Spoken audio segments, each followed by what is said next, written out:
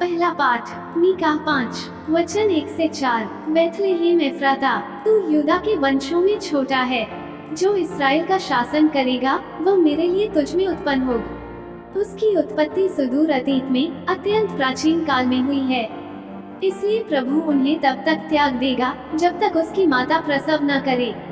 तब उसके बचे हुए भाई इसराइल के लोगों से मिल जाएंगे।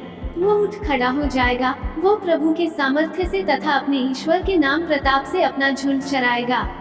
वे सुरक्षा में जीवन बिताएंगे, क्योंकि वह देश के सीमांतों तक अपना शासन फैलाएगा और शांति बनाए रखेगा। जब असूरी लोग हमारे देश पर आक्रमण करेंगे और हमारी भूमि में घुसपैठ करेंगे, तब हम उनके विरुद्ध 7 चरवाहों और 8 शासकों को नियुक्त करेंगे।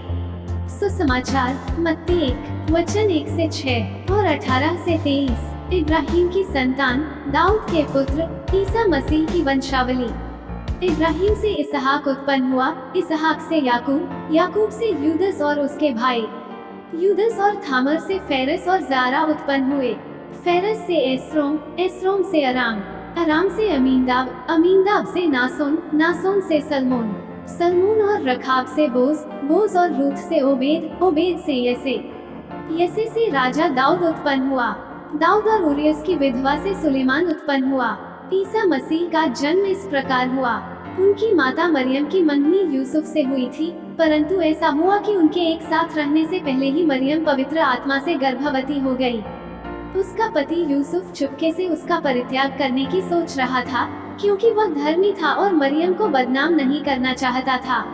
वो इस पर विचार कर ही रहा था कि उसे स्वप्न में प्रभु का दूत ये कहते दिखाई दिया, यूसुफ, दाऊद की संतान, अपनी पत्नी मरियम को अपने यहाँ लाने में नहीं डरे, क्योंकि उनके जो गर्भ है वो पवित्र आत्मा से है। वे पुत्र प्रसव करेगी और आप उसका नाम ईसा रखेंगे, क्योंकि वे अपने लोगों को उनके पापों से मुक्त करेगा। ये सब इसलिए हुआ कि नबी के मुख से प्रभु ने जो कहा था वह पूरा हो जाए।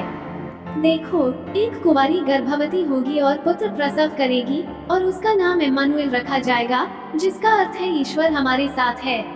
मनन चिंतन। मरियम महान है, क्योंकि जैसा कि वे स्वयं मरियागान में घोषित करती हैं, सर्वशक्तिमान ने उनके लिए महान कार्य किए हैं। ये बात यहाँ खत्म नहीं होती है।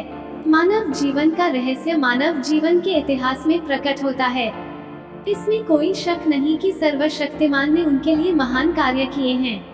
परंतु प्रभु ईश्वर की योजना में जो विधान के माध्यम से प्रत्येक मनुष्य को अपने साथ साझेदारी के लिए बुलाता है, मनुष्य द्वारा निभाई जाने वाली एक अनिवार्य भूमिका होती है। कोई इस भूमिका को अच्छे से निभाता है तो कोई बहुत अच्छे से। मरियम ने अपनी भूमिका सबसे योग्य तरीके से निभाई। वह सर्वशक्तिमान के लिए सबसे विनम्र थी। उन्होंने ये कहते हुए खुद को पूरी तरह से समर्पित कर दिया, मैं प्रभु की दासी हूँ, आपका कथन मुझ में पूरा हो। लूकास 1 वचन 38। इसलिए प्रभु ईश्वर उनके जीवन में अपनी योजना को पूरा कर सके।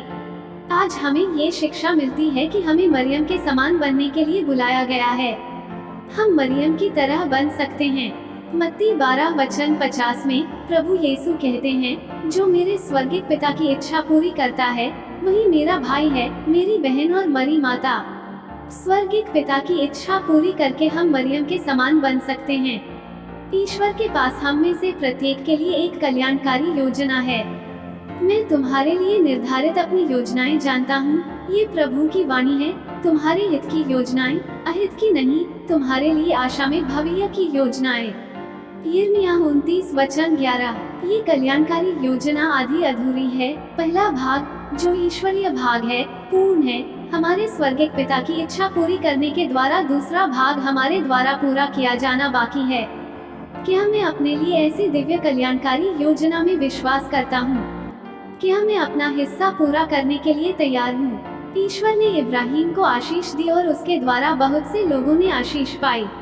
ईश्वर ने मरियम को आशीष दी और उसके द्वारा सारी मनुष्य जाति को आशीष दी। ईश्वर की कल्याणकारी योजना का उद्देश्य मुझे और मेरे आसपास के कई अन्य लोगों को आशीष देना है। क्या मैं अपना हिस्सा पूरा करने के लिए तैयार हूँ? आमीन।